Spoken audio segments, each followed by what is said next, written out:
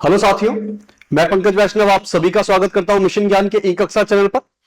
हम रिवीजन कर रहे हैं अपने 12th क्लास के भूगोल सब्जेक्ट का। सबसे पहले हमने बुक उठाई है भारत, लोग और अर्थव्यवस्था।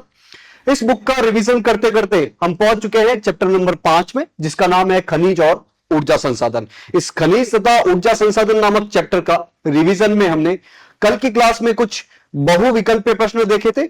आज की क्लास में हम मुख्य रूप से कुछ लघुतरात्मक, अति लघुतरात्मक और कुछ बड़े क्वेश्चन को देखने वाले हैं। तो सभी का स्वागत है आज की क्लास में। Good evening to everyone. सभी स्टूडेंट्स का बहुत बहुत स्वागत है आज की क्लास में। Welcome to today's class. Good evening, good evening. शुरू करते हैं आज की क्लास को और सबसे पहले ये देख लेते हैं कि हम कर क्या रहे हैं। इस बुक का रिवीजन करने की कोशिश कर रहे हैं। भारत, लोग और अर्थव्यवस्था, इस बुक का हम रिवीजन करने की कोशिश कर रहे हैं। कौन कौन से चैप्टर अभी तक हम देख चुके हैं? पहला चैप्टर जनसंख्या से संबंधित, दूसरा मानव बस्तियां, तीसरा भू संसाधन तथा कृषि, चौथा जल संसाधन और पांचवा आज की क्लास में दूसरा भाग देखने वाले हैं खनिज तथा ऊर्जा संसाधन का। रिवीजन क्लासेस में हमने मुख्य रूप से चैप्टर के बीच में से क्वेश्चन उठाए हैं ताकि उन क्वेश्चन के माध्यम से एक तरीके से हम उस पूरे चैप्टर को ही रिवाइज कर रहे हैं। तो शुरू करते हैं। सबसे पहले पहला क्वेश्चन अपने सामने है। पहले बहुविकल्पीय प्रश्न, हमने कल की क्लास में इन प्रश्नों को देखा था। सभी स्टूडेंट्स का बहुत बहुत स्वागत है। Good evening to everyone. तो कल की क्लास में हमने बहुविकल्पीय प्रश्नों को देखा था। एक बार क्विकली इन क्वेश्चन को दोबारा देख लेते हैं। पहला क्वेश्चन था अंकलेश्वर क्षेत्र कहां पर है? अंकलेश्वर क्षेत्र मुख्य रूप से यहां पे पेट्रोलियम निकाला जाता है। पेट्रोलियम क्या है? एक ऊर्जा संसाधन है। ऊर्जा संसाधन में और कौन कौन से संसाधन आते हैं? जैसे कि कोयला है, प्राकृतिक गैस है, पेट्रोलियम है, ये ऊर्जा के संसाधन है। लेकिन ये परंपरागत और गैर नवीकरणीय या अनवीकरणीय ऊर्जा के संसाधन है। अभी वर्तमान में हम जिन चीजों का ज्यादा यूज करने की कोशिश कर रहे हैं वो है गैर परंपरागत और उन्हें नवीकरणीय संसाधन भी कहा जाता है। जैसे कि सौर ऊर्जा, पवन ऊर्जा, आपकी ज्वारीय और तरंग ऊर्जा, जैव ऊर्जा, ये सारी गैर परंपरागत और नवीकरणीय ऊर्जा के संसाधन है। तो अंकलेश्वर क्षेत्र मुख्य रूप से पेट्रोलियम के लिए फेमस है और अंकलेश्वर क्षेत्र गुजरात के अंतर्गत आता है, गुजरात राज्य में आता है। तो आपका जवाब ऑप्शन नंबर डी। इसके अलावा पेट्रोलियम कहां कहां से निकाला जाता है? 3 प्रमुख राज्य है। असम, असम का डिगबोई, गुजरात, गुजरात का अंकलेश्वर और खंभात की खाड़ी, और महाराष्ट्र, महाराष्ट्र का बॉम्बे हाई वाला क्षेत्र जो कि समुद्र के अंदर आता है। दूसरा क्वेश्चन अपने सामने था। दूसरा क्वेश्चन था निम्न में से कौन एक लौह अयस्क नहीं है? लोहा कहां से नहीं निकाला जाता है? लौह अयस्क कौन सा नहीं है? लौह अयस्क हमने देखा था कि मुख्य रूप से 4 प्रकार के हैं। हेमेटाइट, मैग्नेटाइट, लिमोनाइट और सिडेराइट। तो हेमेटाइट, मैग्नेटाइट, लिमोनाइट ये तो लौह अयस्क है, लेकिन हमसे पूछा जा रहा है कौन सा लौह अयस्क नहीं है? ये एंथ्रासाइट लौह अयस्क नहीं है। तो एंथ्रासाइट फिर क्या है? कोयला है, कोयले का प्रकार है। कोयले के प्रकार हमने देखे एंथ्रासाइट, बिटुमिनस, लिग्नाइट और पीट। तो ये लौह अयस्क नहीं है बल्कि ये कोयला है। नेक्स्ट क्वेश्चन अपने सामने है। तीसरा क्वेश्चन, निम्न में से किस राज्य में कोयले का सबसे अधिक भंडार है? बोला जा रहा है कि कोयला भारत में सबसे ज्यादा कहां पाया जाता है? तो कल की क्लास में हमने देखा था और चैप्टर पढ़ते वक्त भी देखा था कि झारखंड वाला क्षेत्र जो है वो कोयले में प्रचुर स्थान रखता है। सबसे ज्यादा कोयले का भंडार कहां पर है? झारखंड में है। नेक्स्ट क्वेश्चन, एशिया का सबसे बड़ा पवन ऊर्जा संयंत्र कहां पर है? क्वेश्चन बोला जा रहा है कि पूरे एशिया का, भारत की बात नहीं हो रही है, पूरे एशिया की ही बात हो रही है। एशिया का सबसे बड़ा पवन ऊर्जा संयंत्र, पवन ऊर्जा संयंत्र मतलब पवन के माध्यम से जो हम ऊर्जा प्राप्त करते हैं वो हम बड़े बड़े पंखों के माध्यम से करते हैं, जिन्हें पवन चक्की बोला जाता है। तो ऐसी बहुत सारी पवन चक्कियां लगी हो उसे बोला जाता है पवन ऊर्जा संयंत्र, और ये एशिया का सबसे बड़ा पूछा जा रहा है। तो आपको याद रखना है गुजरात के जामनगर में स्थित है। तो जवाब हो जाएगा ऑप्शन नंबर बी। एशिया का सबसे बड़ा है, सिर्फ भारत का ही नहीं, पूरे एशिया का। बॉक्साइट का सबसे बड़ा उत्पादक कौन सा राज्य है? बॉक्साइट, बॉक्साइट से मिलता है एल्यूमिनियम, कल की क्लास में हमने देखा था। बॉक्साइट से मिलता है हमें एल्यूमिनियम, मतलब पूछा जाए एल्यूमिनियम का एस क्या है? बॉक्साइट। बॉक्साइट से क्या मिलता है? एल्यूमिनियम। तो बॉक्साइट का सबसे बड़ा उत्पादक है ऑप्शन नंबर बी, उड़ीसा राज्य। नेक्स्ट क्वेश्चन, निम्न में से किस राज्य में प्रमुख तेल क्षेत्र स्थित है? बोला जा रहा है कि ये 4 राज्य है, 4 राज्यों में से किस क्षेत्र में प्रमुख तेल क्षेत्र स्थित है? अभी हमने पेट्रोलियम की बात की थी, कच्चे तेल की बात की थी। पेट्रोलियम और कच्चा तेल सेम बात है। तो पेट्रोलियम के लिए भारत के 3 राज्य बहुत फेमस है, असम, गुजरात और महाराष्ट्र। असम का डिगबोई वाला क्षेत्र, गुजरात का अंकलेश्वर और खंभात की खाड़ी वाला क्षेत्र, और महाराष्ट्र का मुंबई हाई वाला क्षेत्र जो कि अरब सागर के अंदर स्थित है, अरब सागर में स्थित है। तो कौन सा तेल क्षेत्र है? यहां पर असम नाम दिया हुआ है, ऑप्शन नंबर ए आपका सही जवाब हो जाएगा। नेक्स्ट क्वेश्चन, रावत भाटा परमाणु ऊर्जा संयंत्र किस राज्य में स्थित है? परमाणु ऊर्जा मुख्य रूप से यूरेनियम और थोरियम, इन आणविक पदार्थों से, इन परमाणु पदार्थों से हम प्राप्त करते हैं।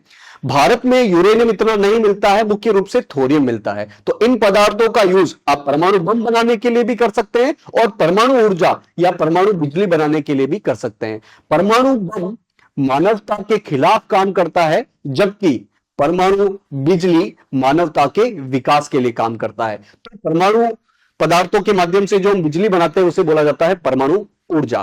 तो भारत में कुछ प्रमुख परमाणु ऊर्जा संयंत्र है, जैसे कि मैंने कल आपको बताया था, उत्तर प्रदेश में है नरोरा, राजस्थान में है रावत भाटा, गुजरात में है काकरापार, आपका महाराष्ट्र में है तारापुर, जो कि भारत का पहला परमाणु ऊर्जा संयंत्र है। इसके अलावा कर्नाटक में है कैगा, नीचे तमिलनाडु में है कल्पक्कम। ये कुछ प्रमुख परमाणु ऊर्जा संयंत्र है भारत में। तो यहां पर रावत भाटा का नाम दिया हुआ है, तो रावत भाटा, रा से राजस्थान, ऑप्शन नंबर ए आपका सही जवाब हो जाएगा। Next question, question number 8, Rawat भाटा परमाणु ऊर्जा केंद्र किस शहर के निकट स्थित है? बोला जा रहा है रावत भाटा राजस्थान में तो है, लेकिन कौन से शहर के निकट स्थित है? तो आपको याद रखना है ये कोटा के नजदीक स्थित है, ऑप्शन नंबर बी आपका सही जवाब हो जाएगा। नेक्स्ट क्वेश्चन, बालाघाट मैग्नीज क्षेत्र किस राज्य में स्थित है? मैग्नीज के बारे में पूछा जा रहा है। हमने टेबल के माध्यम से कल की क्लास में देखा था कि खनिजों को हम 2 भागों में बांटते हैं, एक तो जिनमें धातु पाया जाता है और एक जिनमें धातु नहीं पाया जाता है। जिनमें धातु पाया जाता है वो धात्विक खनिज है, जिनमें धातु नहीं पाया जाता है वो अधात्विक खनिज है। अब धात्विक खनिज में भी 2 प्रकार होते हैं, एक तो वो धातु जिनमें लोह पाया जाता है वो कहलाती है लौह धातु, और दूसरी जिनमें लोहा नहीं पाया जाता है वो कहलाता है अलौह धातु। लौह धातु के कौन कौन सी चीजें हमको पढ़नी है? एक तो लोह अयस्क या लोहा पढ़ना है और दूसरा है मैग्नीज। तो मैग्नीज आपको याद रखना है धात्विक खनिज है और धात्विक में भी लोह धात्विक खनिज है। अलौह धात्विक में एक तो हमको पढ़ना है बॉक्साइट, जो कि इस क्लास में हमने पढ़ा, और दूसरा है तांबा। तांबा आपका धातु है, सही बात है, लेकिन इसमें लोहा नहीं मिलता है, इसलिए अलौह धातु है। दूसरा है अधात्विक। अधात्विक में भी 2 प्रकार के हैं, एक तो जिनसे हमें ईंधन मिलता है और बाकी कुछ अन्य है। ईंधन में हमें पढ़ना है कोयला, पेट्रोलियम, प्राकृतिक गैस, और अन्य में हमको इस क्लास में पढ़ना है अभ्रक। इसके अलावा चूना पत्थर भी आपका अधात्विक खनिज के अन्य वाले हिस्से के अंतर्गत आता है। तो अभी क्वेश्चन मैग्नीज के बारे में पूछा जा रहा है, ये रहा मैग्नीज, एक धात्विक खनिज है और धात्विक में भी लौह धात्विक है। पूछा जा रहा है ये जो बालाघाट मैग्नीज क्षेत्र है वो कौन से राज्य में स्थित है? तो कल की क्लास में हमने देखा था कि बालाघाट वाला क्षेत्र तो मध्य प्रदेश के अंतर्गत आता है। नेक्स्ट क्वेश्चन, क्वेश्चन नंबर 10, निम्न में से किस स्थान पर भारत का पहला परमाणु ऊर्जा स्टेशन स्थापित किया गया था? अभी हमने रावत भाटा परमाणु ऊर्जा संयंत्र के बारे में देखा, वो राजस्थान में है, कोटा के पास में स्थित है। तो यहां पर यह पूछा जा रहा है कि भारत का पहला परमाणु ऊर्जा संयंत्र कौन सा है? मैंने आपको बताया था कि महाराष्ट्र का तारापुर ये भारत का पहला परमाणु ऊर्जा संयंत्र है। Very very important. Next question, लौह अयस्क उत्पादन में अग्रणी राज्य कौन सा है? क्वेश्चन बोला जा रहा है वो कौन सा राज्य है जो कि लौह अयस्क उत्पादन में नंबर 1 पे है भारत में? तो कल की क्लास में हमने देखा था कि उड़ीसा लौह अयस्क उत्पादन में नंबर 1 पे है। उड़ीसा लोहे के मामले में नंबर 1 पे है और बॉक्साइट के मामले में भी नंबर 1 पे है, जबकि कोयले के मामले में झारखंड नंबर 1 पे है। नेक्स्ट क्वेश्चन, मैग्नीज उत्पादन में अग्रणी राज्य कौन सा है? मैग्नीज के मामले में नंबर 1 राज्य कौन सा है? राजस्थान, आंध्र प्रदेश, मध्य प्रदेश, उड़ीसा। तो आप ध्यान रखिएगा मैग्नीज के मामले में भी option number D, Orissa 1 number पे है। Next question, question number 13, bauxite के मामले में अग्रणी राज्य कौन सा है? सबसे ज्यादा बॉक्साइट कौन सा राज्य पैदा करता है? वो भी उड़ीसा ही पैदा करता है। तो उड़ीसा लो अयस्क के मामले में भी नंबर 1 पे है, मैग्नीज के मामले में भी नंबर 1 पे है, बॉक्साइट के मामले में भी नंबर 1 पे है, और कोयले के मामले में झारखंड नंबर 1 पे है। नेक्स्ट क्वेश्चन, अभ्रक उत्पादन में अग्रणी राज्य कौन सा है? अभ्रक कहां पड़ता है अपनी खनिज की टेबल में? खनिज के दो प्रकार, धात्विक, अधात्विक। तो अधात्विक में जो अन्य वाला हिस्सा है उसमें जाता है अभ्रक। अभ्रक आपने कहीं राह चलते मिट्टी में आपको छोटे छोटे टुकड़े मिल जाएंगे, जिसे हम कॉपी में संभाल कर रख देते हैं और कहते हैं ये विद्या है। तो अभ्रक उत्पादन में अग्रणी राज्य आपको याद रखना है आंध्र प्रदेश। अ से अभ्रक, अ से Andhra Pradesh, option number B आपका सही जवाब हो जाएगा। नेक्स्ट क्वेश्चन, गोंडवाना कोयला क्षेत्र डैश डैश डैश घाटी में स्थित है। भारत में मुख्य रूप से 2 समय के कोयले पाए जाते हैं, एक तो गोंडवाना और एक टर्शियरी। आपको याद रखना है भारत में मुख्य रूप से 2 समय के कोयले पाए जाते हैं, गोंडवाना और टर्शियरी। ये जो गोंडवाना वाला कोयला क्षेत्र है वो मुख्य रूप से भारत के जो पूर्वी वाला हिस्सा है, ये वाला पश्चिम बंगाल, झारखंड, ये वाला हिस्सा है, यहां पर पाया जाता है। और कौन सी नदी की घाटी में पाया जाता है? आपको याद रखना है दामोदर नदी घाटी में ये पाया जाता है। दामोदर किसकी सहायक नदी है? ये गंगा की एक वितरिका है, हुगली, जो कि पश्चिम बंगाल से होते हुए बंगाल की खाड़ी में गिर जाती है, उसकी सहायक नदी है दामोदर। तो दामोदर नदी घाटी में मुख्य रूप से कौन से प्रकार का कोयला मिलता है? ये गोंडवाना टाइप का कोयला मिलता है। तो कौन सी घाटी है? ऑप्शन नंबर डी, दामोदर नदी घाटी। यहां तक हमने कल की क्लास में क्वेश्चन देख लिए थे। नेक्स्ट क्वेश्चन है, तेल और प्राकृतिक गैस आयोग की स्थापना कब हुई थी?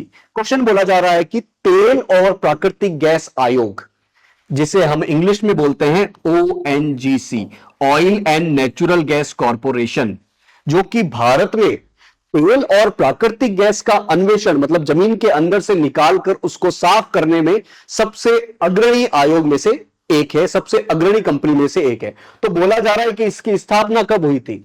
1947 में, 1950 में, 1956 में या 2000 में? सभी स्टूडेंट्स अटेम्प्ट करेंगे इस आसान से क्वेश्चन को।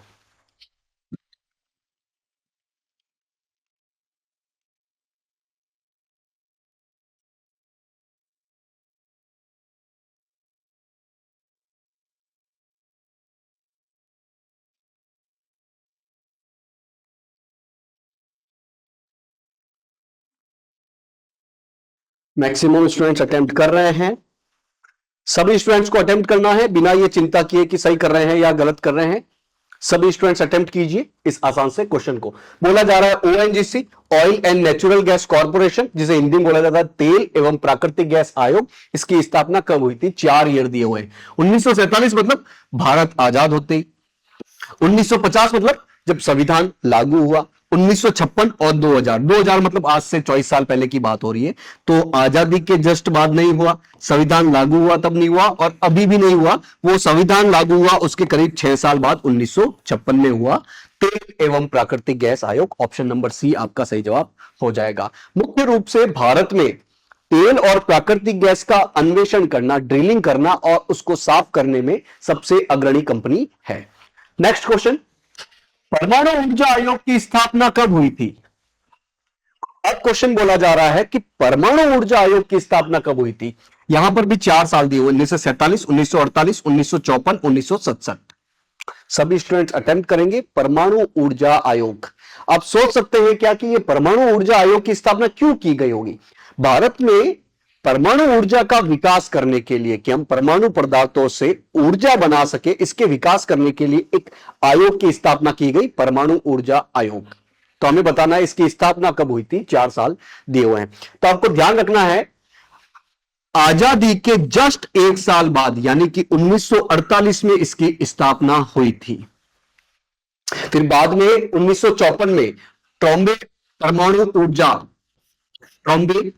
ऊर्जा संस्थान का निर्माण किया गया। ट्रॉम्बे, ट्रॉम्बे कहां है? ये बॉम्बे के पास में है ट्रॉम्बे। तो ट्रॉम्बे में परमाणु ऊर्जा संस्थान की स्थापना की गई 1954 में। ONGC की स्थापना कब की गई? इसके भी 2 साल बाद 1956 में। और इसी ट्रॉम्बे परमाणु ऊर्जा संस्थान का नाम बदलकर 1967 में रख दिया गया भाभा परमाणु ऊर्जा अनुसंधान केंद्र रिसर्च करने के लिए होमी जहांगीर भाभा के नाम पर इसका नाम रखा गया। और होमी जहांगीर भाभा को ही बोला जाता है कि भारत में परमाणु ऊर्जा के पितामह हैं, फादर है।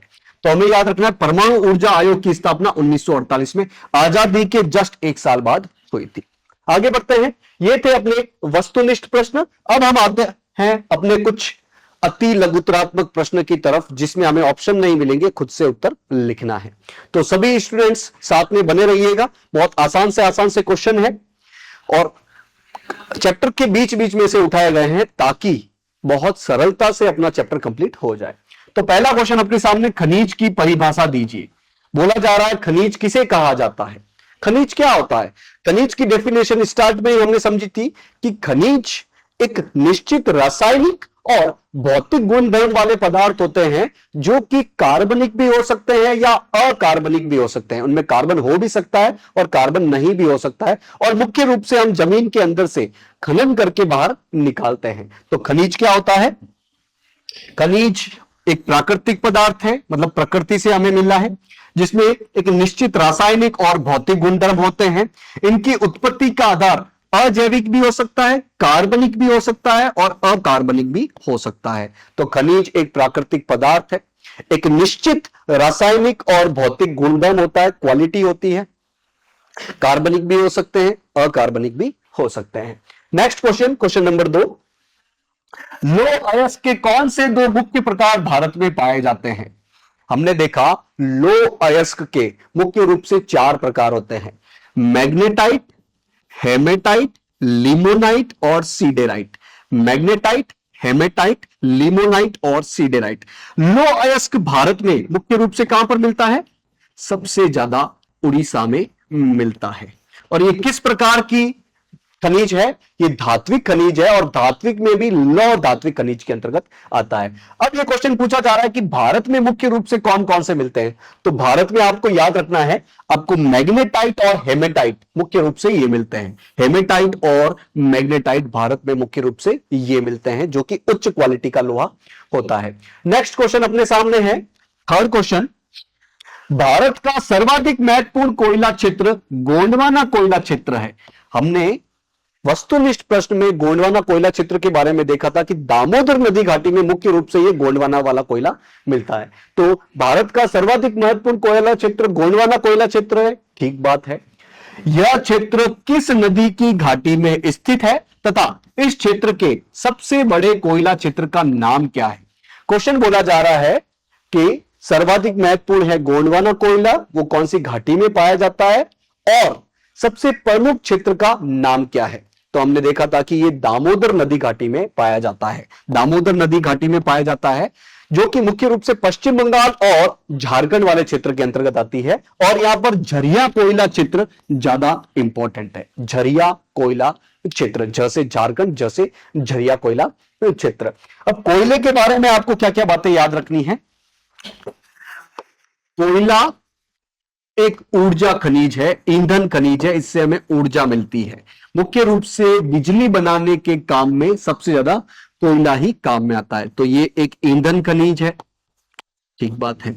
मुख्य रूप से 4 प्रकार के कोयले होते हैं क्वालिटी के हिसाब से, ए से एंथ्रासाइट, बी से बिटुमिनस, एल से लिग्नाइट और पी से पीट। सबसे बढ़िया क्वालिटी का कोयला होता है एंथ्रासाइट, सबसे घटिया क्वालिटी का कोयला होता है पीट। लेकिन भारत में सबसे ज्यादा कौन सा मिलता है, बिटुमिनस। भारत में जितना भी कोयला मिलता है उसका लगभग 80% जो कोयला है वो बिटुमिनस क्वालिटी का होता है। भारत में मुख्य रूप से 2 उम्र के, 2 वर्षों के, 2 पुराने समय के कोयले मिलते हैं। एक तो गोंडवाना कोयला और एक टर्शियरी कोयला। तो आपको याद रखना है भारत में मुख्य रूप से 2 आयु के कोयले मिलते हैं, गोंडवाना और टर्शियरी। गोंडवाना के बारे में हमने बात कर ली कि मुख्य रूप से ये दामोदर नदी घाटी में मिलता है। कोयले के मामले में नंबर 1 राज्य कौन सा है, झारखंड। कोयले के मामले में नंबर 1 राज्य कौन सा है, झारखंड। तो ये बातें आपको बेसिक पता होनी चाहिए, मैप पे झारखंड को लोकेट करना आना चाहिए। आते हैं वापस क्वेश्चन में, यही पूछा जा रहा है गोंडवाना कोयला क्षेत्र कौन सी नदी घाटी में, दामोदर, और यहां का प्रमुख क्षेत्र कौन सा है, झरिया कोयला क्षेत्र। आगे बढ़ते हैं नेक्स्ट क्वेश्चन की तरफ। कूपों से निकाला गया खनिज तेल सीधे प्रयोग में नहीं लाया जा सकता, क्यों? खनिज तेल मतलब पेट्रोलियम तेल, कच्चा तेल। जो हम पेट्रोल यूज करते हैं, जो हम डीजल यूज करते हैं, केरोसिन यूज करते हैं, या हवाई जहाज उड़ाने के लिए एटीएफ यूज करते हैं, वो सीधा हमें धरती से ऐसे ही नहीं मिलता है, वो पेट्रोलियम के रूप में मिलता है। इसे ही कच्चा तेल बोला जाता है, इसे ही खनिज तेल बोला जाता है। तो पेट्रोलियम बोले, ये पेट्रोल नहीं है, ये याद रखेगा। इससे पेट्रोल बनाया जाता है, लेकिन ये पेट्रोल नहीं है। पेट्रोलियम बोला जाता है, इसी को कच्चा तेल बोला जाता है, और इसी को खनिज तेल बोला जाता है। तो इसको हम धरती से कैसे निकालते हैं? कूपों के माध्यम से, नल कूपों के माध्यम से। जैसे हम अपने खेत पर पानी निकालने के लिए बोरवेल खोदते हैं, जो कि पतली सी होती है, उसके अंदर से पानी निकालते हैं, वैसे ही बोरिंग की जाती है। जो जो प्रमुख तेल क्षेत्र है, जैसे कि भारत में असम वाला तेल क्षेत्र, गुजरात वाला तेल क्षेत्र और महाराष्ट्र का बॉम्बे हाई वाला तेल क्षेत्र, यहां पर बोरिंग के माध्यम से जमीन के अंदर से ये पेट्रोलियम कच्चा तेल निकाला जाता है। लेकिन उसको आप सीधे उपयोग में नहीं ला सकते, उसमें बहुत सारे कुछ कमियां होती है। फिर उसको रिफाइन करके पेट्रोल बनाया जाता है, डीजल बनाया जाता है, केरोसिन बनाया जाता है, हवाई जहाज के चलाने के लिए एटीएफ बनाया जाता है। इसके अलावा कोल, तार, वैक्स, ये सारी चीजें बनाई जाती है। तो इसको सीधे उपयोग में क्यों नहीं निकाला जा सकता? क्योंकि ये अपरिष्कृत होता है, शुद्ध नहीं होता है, और इसमें बहुत सारी अशुद्धियां होती है। तो इन अशुद्धियों को दूर किया जाता है मुख्य रूप से रिफाइनरी में। जैसे कि आपने नाम सुना होगा जामनगर की रिफाइनरी, गुजरात के जामनगर की रिलायंस रिफाइनरी। आगे बढ़ते हैं नेक्स्ट क्वेश्चन की तरफ। अन्य सभी अनवीकरणीय, ये अनवीकरणीय नहीं है दोस्तों, अन्य सभी नवीकरणीय ऊर्जा स्रोतों की अपेक्षा सौर तापीय प्रौद्योगिकी अधिक लाभप्रद क्यों है? क्वेश्चन बोला जा रहा है कि नवीकरणीय ऊर्जा के जितने भी संसाधन हैं, उनमें जो सौर ऊर्जा है या सौर तापीय प्रौद्योगिकी है, वो ज्यादा लाभप्रद क्यों है? हमने देखा था कि खनिज के मुख्य रूप से दो प्रकार है, एक तो धात्विक और एक अधात्विक। अधात्विक में हमने देखा था कि ईंधन के संसाधन है, ऊर्जा के संसाधन है। तो ऊर्जा संसाधन के भी फिर दो हिस्से करने होते हैं, एक होता है अनवीकरणीय और एक होता है नवीकरणीय। अनवीकरणीय और एक होता है नवीकरणीय। नाम से ही समझ में आता है कि इन्हें बार बार यूज किया जा सकता है, अनवीकरणीय को बार बार यूज नहीं किया जा सकता है। अनवीकरणीय का ही दूसरा नाम है परंपरागत, जबकि नवीकरणीय का दूसरा नाम है गैर परंपरागत। ये आपको चीज याद रखनी है। इसके उदाहरण कौन कौन से आप आराम से समझ जाएंगे। कोयला, कोयला किस में आएगा? अनवीकरणीय या परंपरागत में। पेट्रोलियम, प्राकृतिक गैस, ये सब किस में आएगा? ये सब आ जाएगा आपका परंपरागत में। मतलब ये एक बार खत्म हो गए तो इनको बनने में हजारों करोड़ों साल लगते हैं। जबकि नवीकरणीय या गैर परंपरागत में जो भी वर्तमान में हम ज्यादा यूज करने की कोशिश कर रहे हैं, जैसे कि सौर ऊर्जा, पवन ऊर्जा, जैव ऊर्जा, इसके अलावा समुद्र में तरंगों के माध्यम से, ज्वार भाटा के माध्यम से जो बिजली पैदा की जाती है, ज्वारीय और तरंग ऊर्जा, ये सब नवीकरणीय का हिस्सा है। तो बोला जा रहा है कि नवीकरणीय में अन्य ऊर्जा की तुलना में ये सौर ऊर्जा लाभप्रद क्यों है? सबसे कम प्रदूषित ये करती है, सबसे ज्यादा इफेक्टिव ये रहती है। और विश्व के लगभग सभी देशों में, वो देश जो कि ट्रॉपिकल वाले एरिया में, उष्णकटिबंधीय एरिया में आते हैं, वहां पर आराम से हम सौर ऊर्जा का प्रयोग करके बिजली पैदा कर सकते हैं। तो ऊर्जा के अन्य गैर परंपरागत या नवीकरणीय साधनों की अपेक्षा सौर ऊर्जा उत्पादन में कम लागत आती है, पैसा कम लगता है, साथ ही हर जगह प्राप्त हो सकती है। सूर्य तो लगभग हर जगह चमकता है पृथ्वी पर, और पर्यावरण पे प्रतिकूल प्रभाव भी नहीं पड़ता है। पर्यावरण प्रदूषण भी ये कम करती है। तो सौर ऊर्जा बाकी सारे नवीकरणीय ऊर्जा संसाधनों के मुकाबले लाभप्रद है, पैसा कम लगता है, प्रदूषण कम होता है, और विश्व के लगभग सभी देश इसका फायदा उठा सकते हैं। आगे बढ़ते हैं नेक्स्ट क्वेश्चन की तरफ। भारत के उत्तर पश्चिमी प्रदेश की खनिज पट्टी किन खनिजों के लिए प्रसिद्ध है?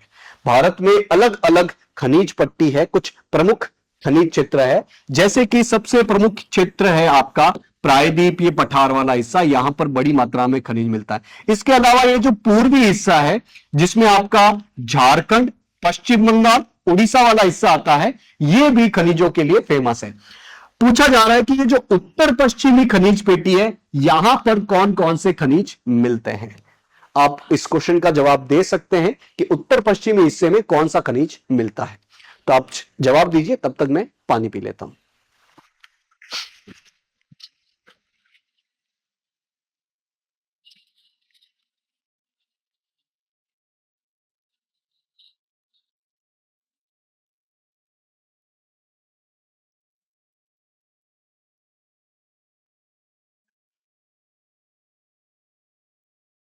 भारत उत्तर पश्चिमी खनिज पेटी में मुख्य रूप से कौन से खनिज हमें देखने को मिलते हैं।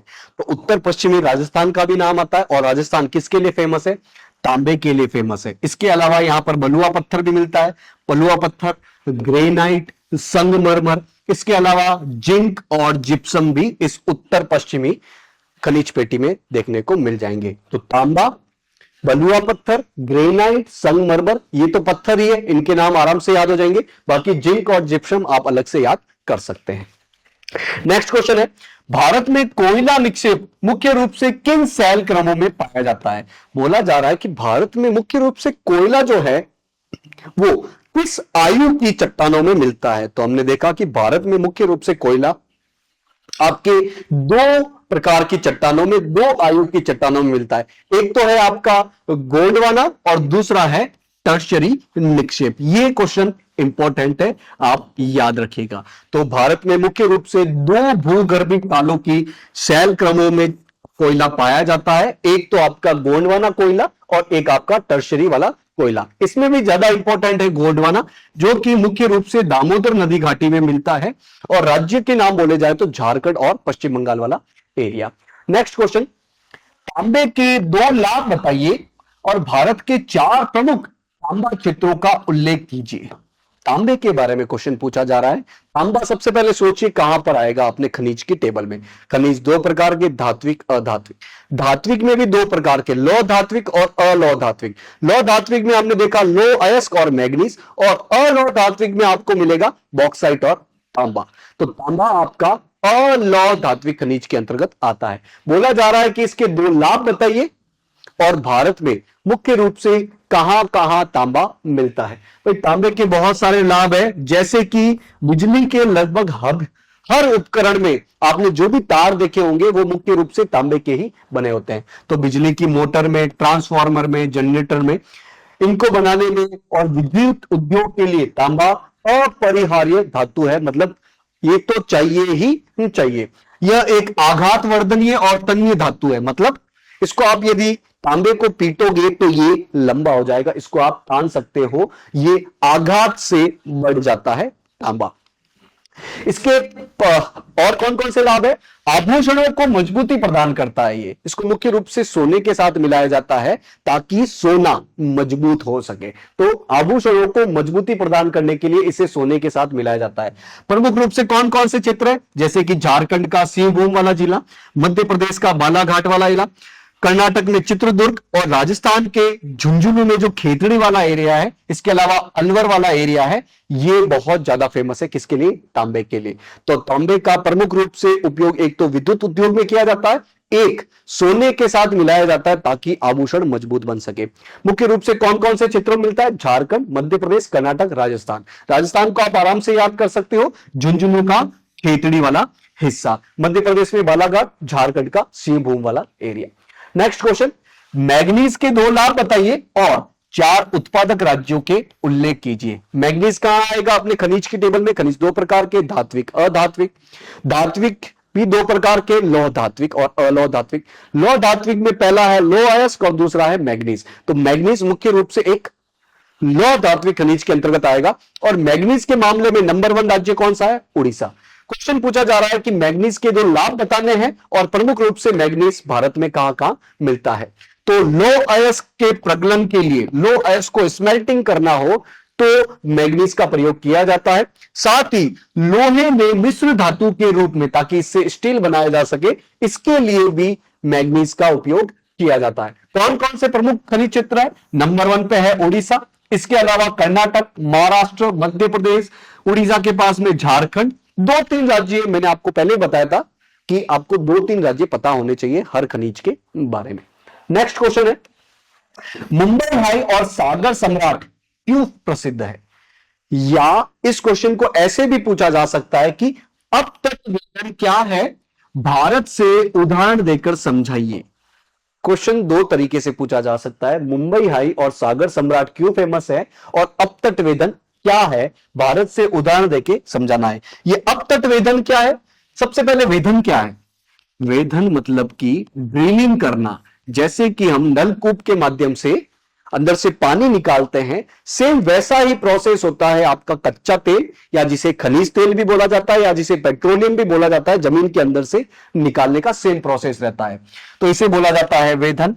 और अपतटीय मतलब कि आप जमीन पे नहीं कर रहे हो बल्कि जमीन से हटकर समुद्र की तरफ आ रहे हो, तो उसे बोला जाता है अपतटीय। तो अपतटीय वेधन मतलब कि समुद्र के अंदर से ड्रिलिंग करके आप कच्चा तेल बाहर निकालते हो, तो अपतटीय वेधन किसे कहा जाता है? आप समुद्र वाले एरिया में, सागर वाले एरिया में ड्रिलिंग करके अंदर से कुछ पदार्थ, मुख्य रूप से पेट्रोलियम और प्राकृतिक गैस निकालते हैं, उसे बोला जाता है अपतटीय वेधन। मैंने आपको 2-3 बार बताया है कि मुंबई हाई वाला क्षेत्र, बॉम्बे हाई जिसे बोला जाता है, यहां पर अरब सागर में है बॉम्बे हाई, जो कि महाराष्ट्र से थोड़ा समुद्र की तरफ है, अरब सागर में है।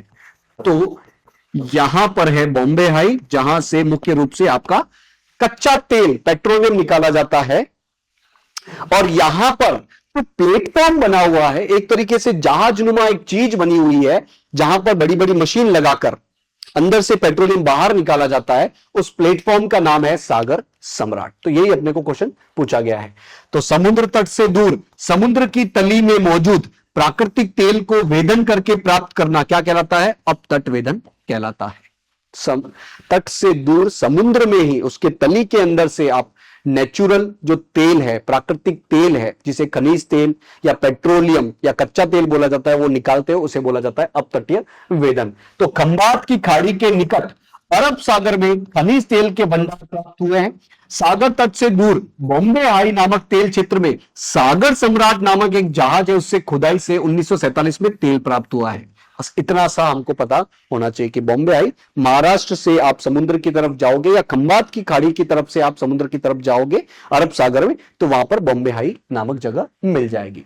नेक्स्ट क्वेश्चन है, भूतापीय ऊर्जा किसे कहते हैं, इसका क्या महत्व है? भूतापीय ऊर्जा एक प्रकार की नवीकरणीय या गैर परंपरागत ऊर्जा के अंतर्गत आता है। नाम से समझ में आता है कि जमीन के अंदर की गर्मी से हम पानी से भाप बनाते हैं और उस भाप से फिर बिजली पैदा करते हैं, इसे कहा जाता है भूतापीय ऊर्जा। तो इसके बहुत सारे महत्व है, जैसे कि ये पर्यावरण के अनुकूल है, पर्यावरण प्रदूषण नहीं करती है, आपको कोयले पर निर्भरता कम करवा देती है ये भूतापीय ऊर्जा। तो जब पृथ्वी के गर्भ से मैग्मा निकलता है तो अत्यधिक उष्मा मुक्त होती है और इसे ही भूतापीय ऊर्जा कहते हैं। इससे ही बिजली पैदा करना भूतापीय ऊर्जा कहलाता है। इसे विद्युत ऊर्जा में परिवर्तित किया जा सकता है, जैसे कि भारत के मणिकरण क्षेत्र, हिमाचल प्रदेश के मणिकरण क्षेत्र में किया भी जा रहा है। इसके अतिरिक्त गीजर कूपों से निकलते गर्म पानी से ताप ऊर्जा पैदा की जा सकती है। इसके अलावा ये जो भूतापीय ऊर्जा है, इसका ही दूसरा रूप है आपका गीजर कूप, मतलब जमीन के अंदर से खौलता पानी बाहर निकल रहा है, उसके माध्यम से भी आप बिजली पैदा कर सकते हैं। तो भारत के हिमाचल प्रदेश का जो मणिकरण वाला क्षेत्र है, उसमें भूतापीय ऊर्जा संयंत्र अधिकृत किया जा चुका है कि हाँ, हम वहां से भूतापीय ऊर्जा बनाएंगे ही बनाएंगे। नेक्स्ट क्वेश्चन, क्वेश्चन नंबर 5, जैव ऊर्जा ऊर्जा का संभावित स्रोत है। सही बात है, जैविक पदार्थों से जो ऊर्जा मिलती है, जैसे कि अपने रसोई का जो वेस्ट हो जाता है, खाना जो वेस्ट हो जाता है, पेड़ पत्तियां हैं, इसके अलावा पेड़ों की पत्तियां हैं, इसके अलावा जो गाय भैंस पशुओं का जो गोबर होता है, उन सभी को इकट्ठा करके हम जो ऊर्जा बनाते हैं, उसे बोला जाता है जैव ऊर्जा। तो बोला जा रहा है जैव ऊर्जा ऊर्जा का एक संभावित स्रोत है। भारत जैसे विकासशील देश में यह ग्रामीण और शहरी जीवन को बेहतर बना सकता है, स्पष्ट कीजिए। इतना बड़ा क्वेश्चन पूछा गया है। इसको दूसरे तरीके से भी पूछा जा सकता है कि जैव ऊर्जा की परिभाषा देते हुए इसके लाभ बताइए। तो दोनों में ही एक तरह का क्वेश्चन मिल गया है। तो जैव ऊर्जा उस ऊर्जा को कहा जाता है जिसे जैविक उत्पादों से प्राप्त किया जाता है। जैसे कि खेती में जो अवशेष बच जाते हैं, जो फसलें का अवशेष बच जाते हैं, जो सीवेज का अवशेष है, सीवेज मतलब अपने शौचालय से, अपने बाथरूम से जो गंदगी निकलती है वो भी एक तरह का जैविक अवशेष है। औद्योगिक अपशिष्ट है, उसमें भी कुछ जैविक चीजें होती है। इन सब चीजों से जो ऊर्जा बनाते हैं उसे बोला जाता है जैविक ऊर्जा। तो जैव ऊर्जा पर्यावरण अनुकूल है। ये ग्रामीण जीवन में लोगों की आत्मनिर्भरता को बढ़ाकर अनेक आर्थिक जीवन को बेहतर बनाएगा और साथ ही जलाऊ लकड़ी पर निर्भरता को घटाएगा। इस जैव ऊर्जा के माध्यम से जो गैस बनती है उससे ग्रामीण क्षेत्रों में लोग खाना बनाने में उपयोग लेते हैं। तो अगर वो इस गैस से खाना बनाएंगे, जैविक गैस से खाना बनाएंगे, तो फिर उनको लकड़ियों पर निर्भरता कम हो जाएगी, लकड़ियां काट के कम लानी पड़ेगी।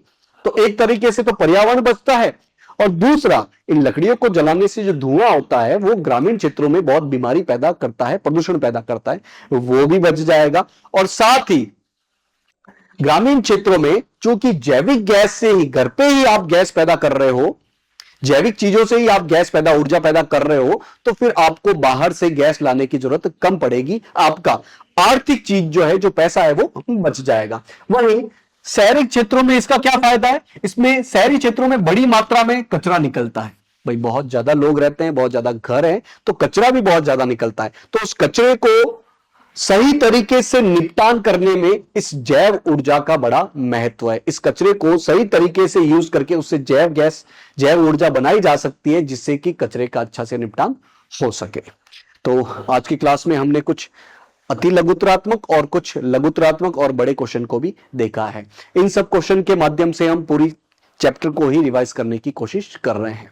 तो आज की क्लास को हम यही थामते हैं। आपको करना क्या है, आज जो भी क्वेश्चन देखे हैं उनको रिवाइज कीजिए, चैप्टर को दोबारा पढ़िए, फास्ट पढ़िए, जो जो चीजें याद करने की ज्यादा हो रही है उनको एक बार साइडलाइन कीजिए, जो जो समझने वाली है जल्दी से आप याद कर सकते हो जल्दी से आप याद कीजिए। तो रिवाइज करना है, पढ़ते रहना है, और सबसे जरूरी बात अपने स्वास्थ्य का ध्यान रखना है। मिलेंगे कल की क्लास में नेक्स्ट चैप्टर के रिवीजन के साथ। तब तक आप अपना ख्याल रखिए। मिशन ज्ञान की ई कक्षा से जुड़ने के लिए आप सभी का बहुत बहुत धन्यवाद।